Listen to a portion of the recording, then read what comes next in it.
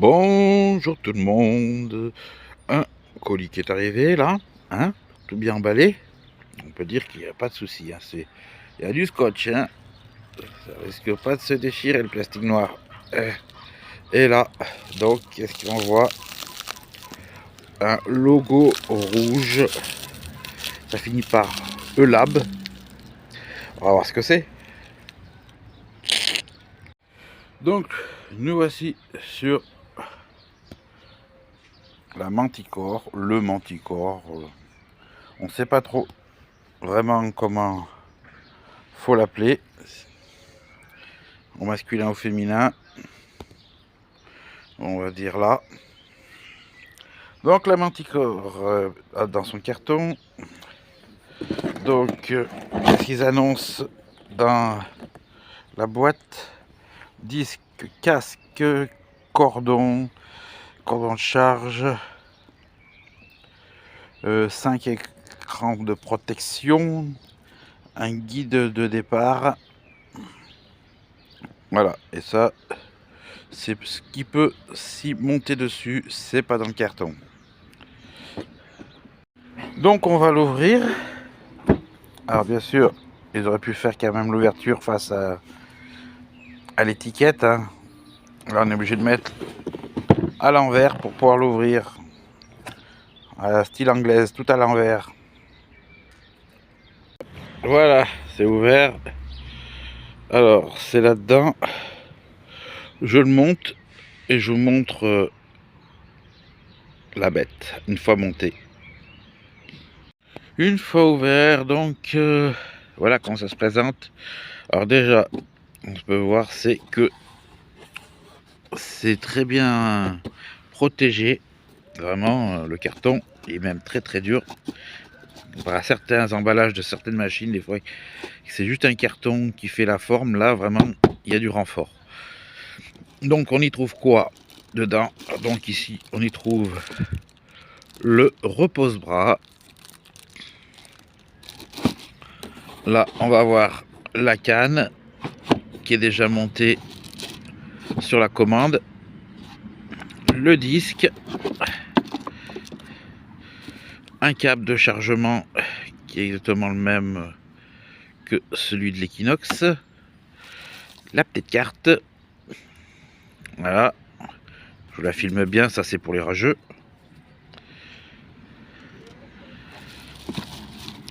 La petite notice. Alors, c'est pas notice d'utilisation parce qu'elle est un peu petite. C'est la notice de départ, c'est bien marqué. Voilà. Starting guide. Started guide. Guide de départ. Donc, il restera à voir dedans comment c'est. Comment c'était marqué sur la boîte, il y a les petits écrans de rechange, nombre normalement de 5. Et dessous, il n'y a rien de plus. Voilà, pour l'instant, on remet en place comme il faut. Hop, voilà. Ah non, pas là, sinon on n'a pas accès. Et là, vous avez une boîte. Hop. Et dans cette boîte molle, comme tous les Minelab Equinox ou quoi, c'est la boîte qui contient le casque. Donc on a quoi dedans? Allez, ouvre-toi d'une main, c'est pas facile. Le casque et 2 câbles. Donc je vais vous détailler un peu tout le reste de la machine. Parce que moi j'aime bien aller dans le détail de ce que je présente. Donc automatiquement, je vais pas vous faire, j'ouvre la boîte, je monte et puis on va sur le terrain. Non, je vais vous montrer moi ce que je pense déjà en déballant de cette machine. Après il y aura peut-être une vidéo plus tard qui fera une comparaison entre le visuel bien sûr, hein, pas en performance mais visuel, qu'on peut avoir de différence entre un Equinox et une Manticore. Allez, on passe au détail de tout ça. je déballe et j'explique. Allez, c'est parti. Vu que le disque il est présent là, on va prendre ça. Donc, qu'est-ce qu'il y a ce disque? Alors, disque M11, donc 11 pouces, normalement, ça correspond à 11 pouces. Hop, donc un disque qui a beaucoup de renfort. Déjà, pour moi, qui a beaucoup de renfort comme ça, c'est déjà un signe de qualité, de solidité du disque en lui-même. Je parle pas de la pâte de fixation, je parle du disque en lui-même. Alors le câble, donc le câble enroulé comme ça, je sais pas, c'est peut-être une impression, mais bon, ils savent ce qu'ils font. Mais ça me donne l'impression qu'ils ont pas mis beaucoup de marge de longueur. Alors je vais le déballer. Voilà. Voilà, c'est déballé. En même temps, j'ai le chien qui demande à jouer. Donc ouais, bon, ça devrait le faire, hein. Normalement c'est prévu, mais ça me paraît un peu court des fois. On a beaucoup de longueur de câble à voir une fois monté. Donc ça c'était pour le disque. Ah oui. Et puis comparé donc aux autres machines de n'importe quelle marque, la différence elle est là. Et donc sur la canne aussi. C'est-à-dire que sur la canne, d'habitude, c'est la rotule qui est sur la canne. Et c'est les oreilles qui sont sur le disque, les pattes de fixation. Chez Minelab, ils ont fait l'inverse là, sur la Manticore. C'est la rotule qui est sur le disque. Donc, pour la casse sur le disque, logiquement, il ne devrait pas exister. Et si ça devait casser, ce serait bas de canne. Et je pense quand même que le bas de canne, ça revient moins cher à changer que changer le disque. Surtout quand ça vous arrive et que c'est plus sous garantie. Donc pour le disque, pour l'instant, présentation, c'est fait. On va passer à la suite. Donc le repose-bras. Donc repose-bras qui a l'air assez costaud, pourtant j'appuie comme malade. Ça n'a pas l'air de devoir casser, hein. Bon, c'est pas le but de le casser. C'est pour montrer quand même que la qualité de plastique est au rendez-vous. Donc le système n'est pas un système pour le fixer sur la canne avec une vis, mais un système de balancier qui va faire clamp et qui va venir s'articuler pour régler en même temps sur la canne que vous allez voir un peu plus tard. Donc comme tous les détecteurs, une sangle à scratch pour tenir quand vous êtes dans le bras, au bras. Bon, que ce soit sur Manticore ou sur une autre machine, le scratch, j'utilise pas. Donc en général, ça reste dans la boîte à carton, sauf si je garde pas la boîte en carton. Et sinon, en général, ces scratchs, je les jette. Parce que je sais que je ne vais pas les utiliser. J'ai horreur d'avoir le bras emprisonné, on va vous dire, c'est pour le confort de machin, mais à chaque fois, toutes les 5 minutes, vous devez sortir la main là du machin. Pour moi, c'est... il n'y a pas d'autre à dire. C'est chiant. Donc là, bon, ce scratch, lui, restera dans le carton. Donc, le câble de charge. Bon, ça, rien particulier à dire. Donc, le guide de démarrage, on va l'ouvrir pour voir à peu près ce qu'il y a dedans.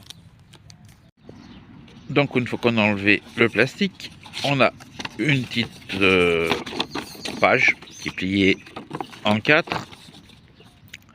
Donc, on vous dit comment faire. Donc, voilà. On, menu, voilà, tout ça, hein, les étapes, les modes, tout ce qui est après sur les tableaux de la commande. Hop, on tourne. Donc ici, on a comment l'assembler, la charge, et ici une vue approximative donc de l'appareil quand vous allez l'utiliser, ce que vous allez voir apparaître à l'écran. Et donc si vous voulez la notice, il vous faudra aller sur le site de Minelab et en prenant ce QR code. Voilà. C'est un peu dommage, c'est que voilà, dans les détecteurs, on aimerait bien avoir la notice, mais bon, maintenant, on sait que maintenant, il faut tout passer par Internet. Donc les notices, ils les oublient, vous les mettez en ligne, c'est à vous à vous débrouiller. Bon, c'est un petit détail, mais qui est quand même important. Donc là, bien les écrans de protection. Et ça, c'est l'instruction. Alors, pas dire de conneries, c'est en anglais. Comme on peut voir là, c'est en français. Donc en gros, c'est les conseils de sécurité, de garantie. C'est la petite feuille qu'on peut trouver dans n'importe quel appareil, que ce soit détecteur ou autre chose. Pendant ce temps que le chien, il m'embête. Donc avant d'arriver à la centrale principale, on va passer d'abord au casque. Donc casque qui s'appelle donc le ML105 sur l'Equinox 800, c'était le 80. Donc la forme a changé, grosse mousse. Alors je vais l'essayer, ouais, voir déjà en confort ce que j'en pense. Alors, point de vue confort, prends bien les oreilles, ça, il n'y a pas de souci. Bon, par contre, c'est pas pour dire, mais bon, le son, on le sait pas encore, mais bon. Point de vue confort, tout simplement. Je dirais par rapport à tester d'autres casques, il y a un casque que je préfère, c'est quand même celui d'une autre marque. C'est celui du Légende. Celui du Légende, il est une merveille. Là, il prend, mais je sais pas, c'est le système comme il plaque qui me dérange un petit peu. Alors, je vais voir si apparemment on peut pas utiliser le ML45, le 80 pour celui de l'Equinox pour mettre avec le Manticore. Mais bon, on va bien voir. Je vais tester. Hein. D'abord voir exactement si vraiment il est bien ou pas. Je peux pas dire point de vue sonore. Là pour l'instant c'est juste une appréciation sur les oreilles qui trouve il est moins confortable que. Après chacun a son goût. Hein. Je dis tout de suite c'est mon approche à moi. Chacun, il y en a qui va adorer, il va le trouver excellent. Mais bon, moi, je trouve pas que ce soit vraiment le top de chez top, point de vue confort. Hein. J'ai connu mieux.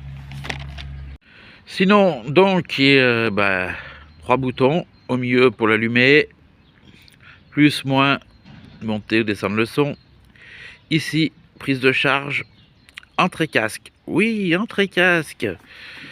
Alors, pourquoi? Parce qu'il y a ceci, donc celui-là, cette partie-là de casque de l'entrée jack va dans le casque. Et donc celle-ci va aller sur la machine. Vissé pour que ce soit étanche.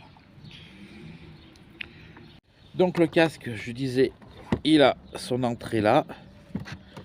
On prend le fil, on le rentre là, mais pas seulement. C'est-à-dire qu'on le met dans le trou. Il y a une encoche. Je vous montre l'encoche. Elle est là, au bout de mon pouce. On rentre l'encoche dedans. Et puis pour éviter que le câble ressorte, on le tourne d'un quart et il est verrouillé. On ne peut plus le défaire. Donc c'est une sécurité d'avoir le câble toujours branché. Donc le fil, je suppose que c'est surtout au cas où vous n'ayez plus de batterie et que vous voulez continuer à détecter avec le casque.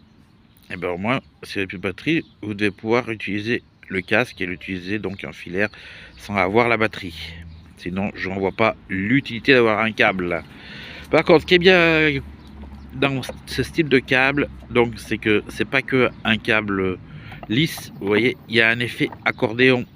C'est-à-dire que si vous posez votre détecteur par terre, vous gagnez en longueur de fil quand vous allez scanner votre mode de terre devant le disque. Donc par contre pour le casque, on a une petite notice d'utilisation manuelle, hein, c'est écrit. Hein. Bon, c'est en anglais ou en espagnol. Ils ne connaissent pas le français. Hein. Apparemment, la langue espagnole doit être plus commune qu'utiliser du français ou de l'italien ou du Dutch. Ouais. Faut pas me demander pourquoi ils ont choisi anglais. Je veux bien parce que c'est un peu universel, mais alors pourquoi j'ai choisi l'espagnol en plus et pas d'autres. Et là, le câble de charge pour le casque, qui est un câble donc C, de type C.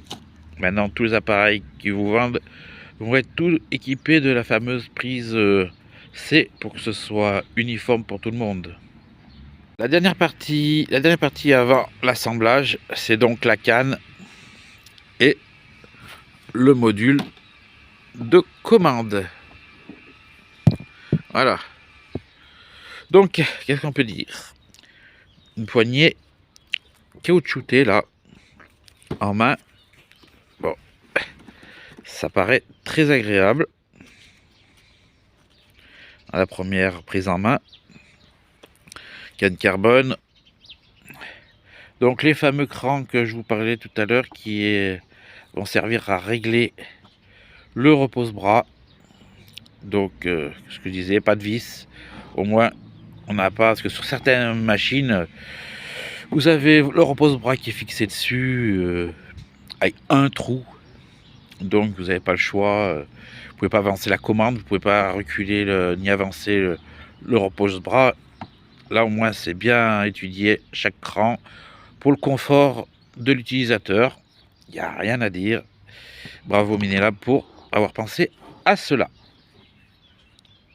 Sur l'autre côté donc de la canne, donc canne qui se déplie, donc version clamp. Voilà, tac, tac. Donc un bas de canne, milieu de bas de canne et le haut de canne. Des clamps, donc tac, tac, pas de problème de serrage. Pourquoi? Je vous explique tout de suite. Très bien, ça aussi, c'est qu'ici vous avez des molettes qui vont servir tout simplement à rendre la dureté de votre clamp plus ou moins fort. Plus vous serrez, plus ça va être dur de refermer votre clamp.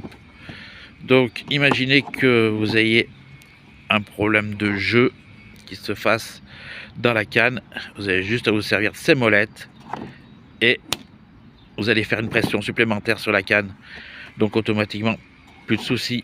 Deuxième point que beaucoup de détecteurs n'ont pas et que ils ont fait, s'il y a sur Nocta le système, c'est que c'est une autre version. Sur Nocta, c'est un trait qui est gravé sur la canne.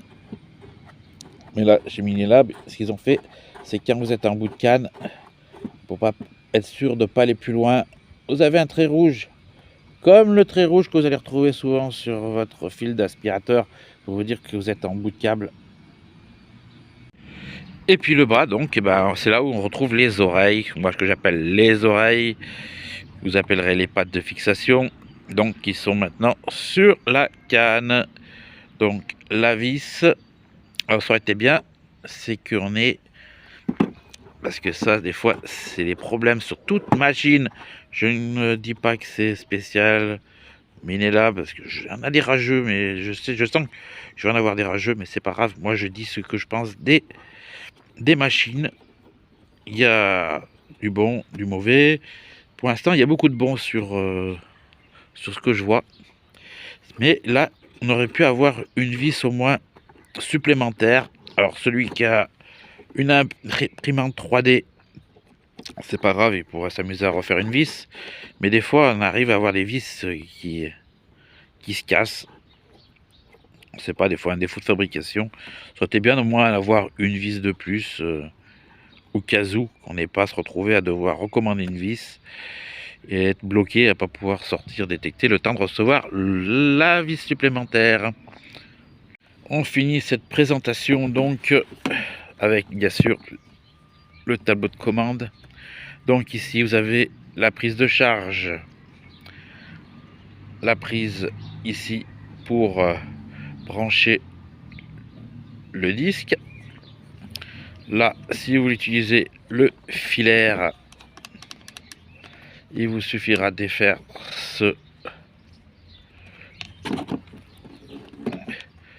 ce petit bouchon pour brancher votre casque, voilà, qui sera vissé.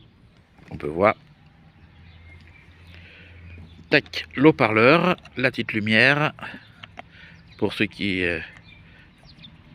veulent détecter en tombée de nuit ou qui se font prendre par la nuit ou qui vont de très bonne heure. Donc tout ça, bon, vous avez compris, pour une histoire de luminosité. Et puis on a la façade, donc je ne vais pas l'allumer là pour l'instant parce que je pars du principe que quand j'ai une machine, en général, avant tout allumage, je lui mets une charge. Parce que sinon, des fois, les charges après, elles reprennent pas comme il faut. Donc on sait bien que les appareils sont toujours un peu chargés avant. Mais je préfère partir directement sur une charge complète. Donc des boutons, hein, la façade, l'allumage, l'éclairage, la liaison pour le casque. Et comme vous allez retrouver exactement les mêmes logos que vous allez sur là, vous trouvez sur le 800. Et puis donc toutes les autres fonctions qu'on verra par la suite. Je le monte, je vous le fais voir une fois assemblé, puis je mets en charge. Allez, le voici monté. Donc là, il est monté à sa canne dépliée au maximum, hein, on peut voir très rouge. Alors moi, je conseille le fil, quand vous le faites démarrer, vous le faites passer derrière, pas, parce que des fois j'en vois qui passe devant. Toujours faire passer le fil en premier derrière la canne. Alors pourquoi? Si vous êtes en plage, ça va rien changer. Si vous êtes en prairie, pas grand chose. Par contre, si vous allez en forêt, ou mieux les cannes de maïs, et ben en général, le fil s'accroche dans